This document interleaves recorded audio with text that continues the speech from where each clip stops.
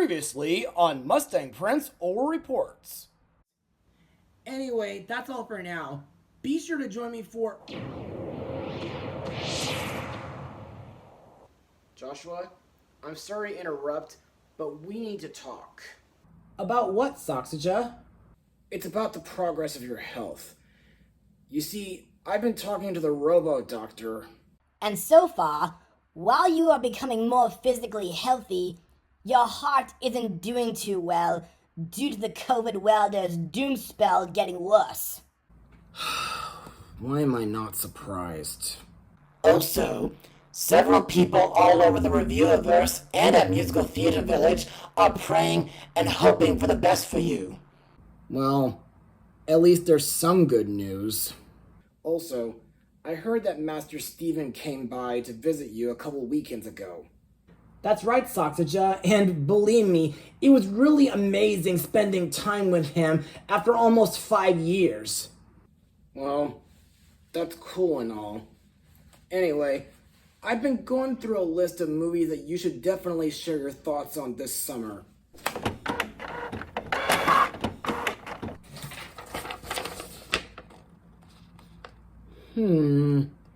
Okay.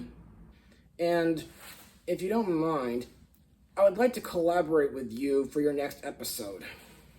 That would be really awesome, Soxujah. Let's do it.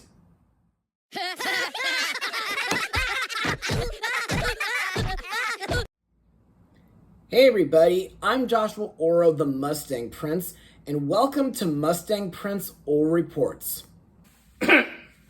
Oh yes, this is Soxujah, my nobody, and he's gonna be assisting me during today's episode. So Joshua, what movie are we gonna look at today? Well, according to the list you gave me, it's the first film in the Despicable Me franchise. But before we get started, how about a little backstory? Do we have to do that? Soxujah, it's the only way to help the viewers recall about it, since I previously blogged 3 of these films. Yes, viewers, in the past, I blogged the 2 Minions movies and Despicable Me 3, and in my eyes, they all have decent stories despite a couple hiccups. The jokes are pretty funny, though some can be a little dirty, and the characters like Gru, his daughters, his wife Lucy, and his minions are memorable and hilarious characters. Plus, in the words of Obi-Wan Kenobi, you'll never find a more wretched franchise of scum and villainy. And in order to celebrate the latest 4th movie in the franchise, I'm gonna look back at some of the films that I've never shared my thoughts on until now. So Joshua, are you ready? Am I ever, Soxujah? So, released on July 9th, 2010, the movie is Despicable Me. And now, on for the plot of the movie. The film follows longtime supervillain Felonious Gru, who seems to be losing his luster due to an unknown rival who stole the Great Pyramid of Giza not long prior. So, in order to regain his confidence, he and his army of little yellow minions planned the biggest heist in the history of the world: steal the moon. That is, until the day he encounters the immense will of 3 little orphan girls who look at him and see something that no one else has ever seen: a potential dad. So, what are your thoughts on the movie, Joshua? Do you like it or hate it? Well, let me put it like this, Soxujah. You see, back in 2010, when it was first advertised on the octobuses, I didn't really think too much about it due to the fact that I, at first, thought it would be a cheap wannabe with not so good animation and humor. Also, I sadly didn't see it in theaters back then due to me and my family preparing for a summer vacation to Europe. But after watching it on DVD, I realized it really wasn't that bad. Meaning? I liked the movie, and I still do today. I think it's funny, several characters are pretty good, and some moments just pull at your heartstrings. But in order to explain what I mean, let's head over to Mustang Notes. To develop Despicable Me under the working title Evil Me, Spanish animator Sergio Pablos, whom years later directed Klaus for Netflix, pitched the idea about a main character having villainous attributes. Pablos brought this pitch to producer Chris Meledandri, who founded his animation studio Illumination Entertainment after leaving 20th Century Fox Animation in early 2007. Screenwriters Cinco Paul and Ken Dario began writing the script. Afterwards, Meledandri brought together Pierre Coffin and Chris Renaud to direct the project. Coffin, who comes from MacGuff, was recruited for his experience directing commercials for the studio, while Renaud was brought in for his animation experience in Blue Sky Studios. In November 2008, Illumination announced the beginning of development on its first CG animated film and project, Despicable Me. By June 2010, the film was completed. Animation services were handled by the Paris-based studio MacGuff, with only 100 artists. Coffin, Renaud, and character designer Eric Goulian were responsible for creating the Minions. They did not exist in the original script until their addition during Despicable Me's production. Initial designs for the Minions were humans and robots, before finalizing their appearances to small, yellow, pill-shaped creatures. Those are some pretty interesting facts. Now, since this is Illumination's first animated feature, I think the CGI animation, while a little dated to today's standards, is pretty good.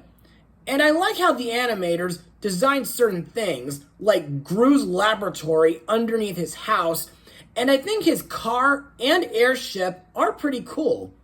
Also, some of my favorite scenes in this movie include the part where Gru and the Minions break into Vector's headquarters to steal back the shrink ray, with some help from Margot, Edith, and Agnes, and Dr. Nefario's cookie robots.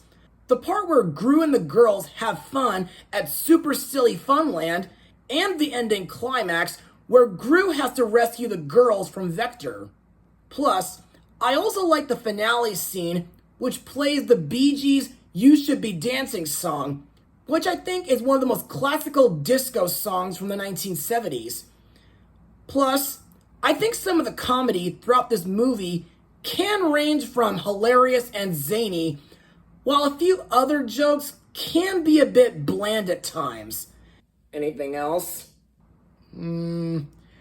Well, a few other scenes kind of feel reminiscent to How the Grinch Stole Christmas, A Series of Unfortunate Events, and The Pacifier. Anyway, that's all I got for Mustang Notes, so let's move on to the characters and the voice actors.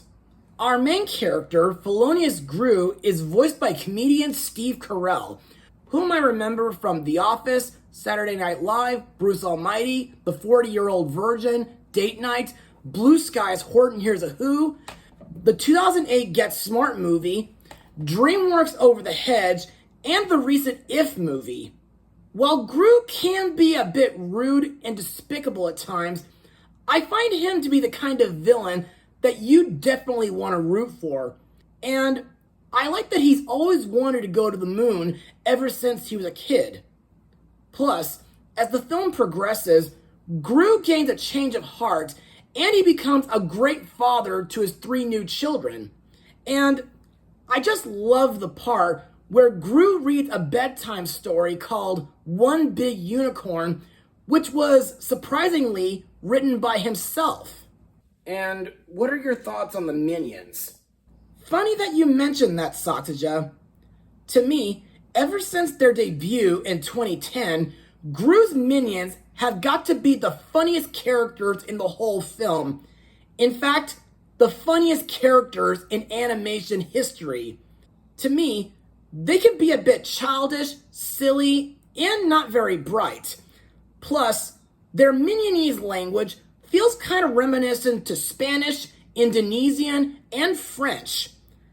Plus, I find it kind of interesting that most of them are voiced by director Pierre Coffin, while Dave and Jerry are voiced by director Chris Renaud and Jermaine Clement. Also to note, I discovered that these crazy little dudes have taken inspiration from the Oompa Loompas from Willy Wonka and the Chocolate Factory, the Jawas from the Star Wars franchise, as well as Buster Keaton, Charlie Chaplin, and Bugs Bunny. Next we have Gru's adoptive daughters, Margot, Edith, and Agnes, voiced by Miranda Cosgrove, Dana Geyer, and Elsie Fisher. To me, these three little girls are some of the most memorable characters in this entire franchise, and I like each of their characteristics and personalities. For example, Margot can be untrusting of certain people, and she does make a good leader for her sisters, kind of like how Miranda Cosgrove is with her best friends.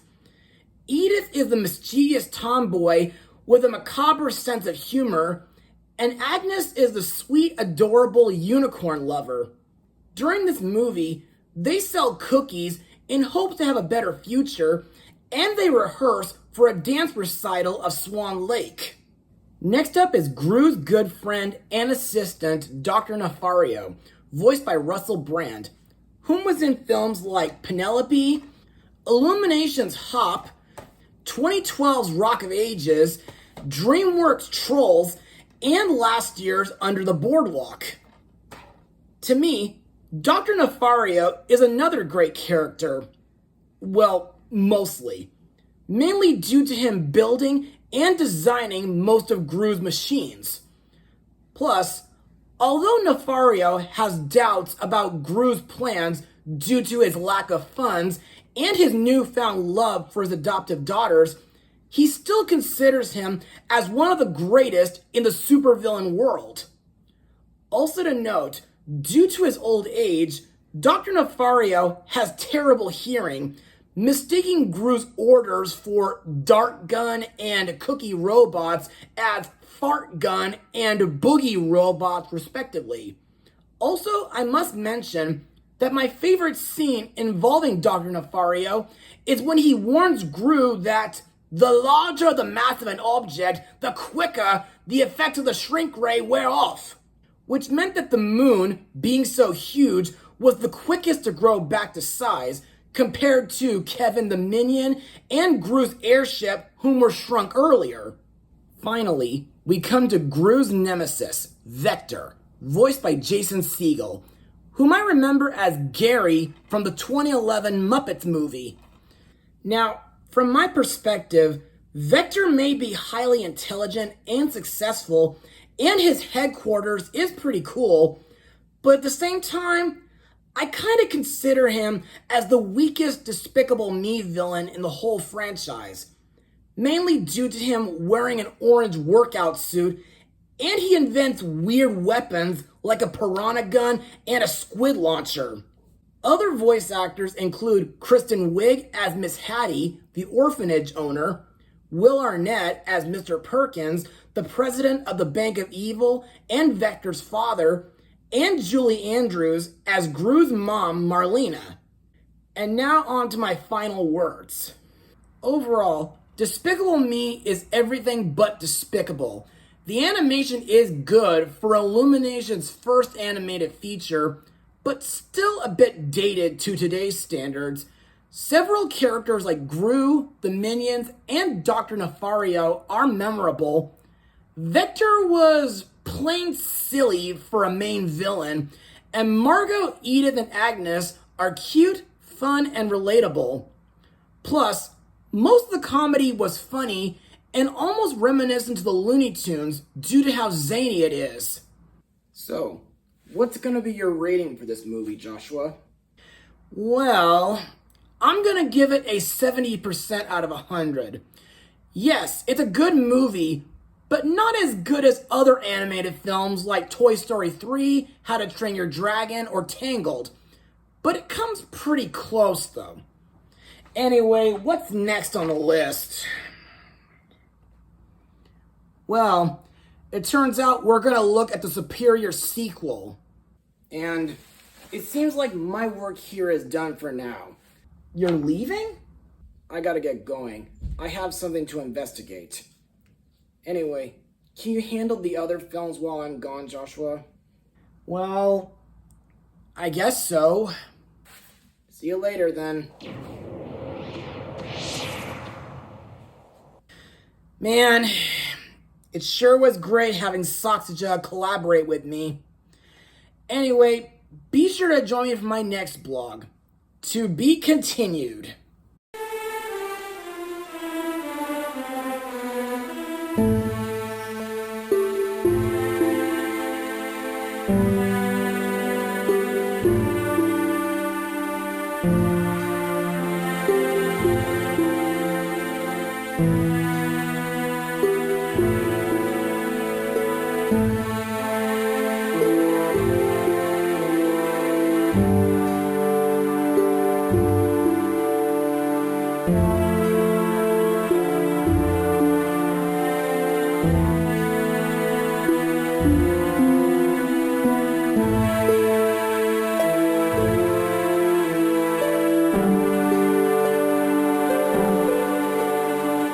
Bye.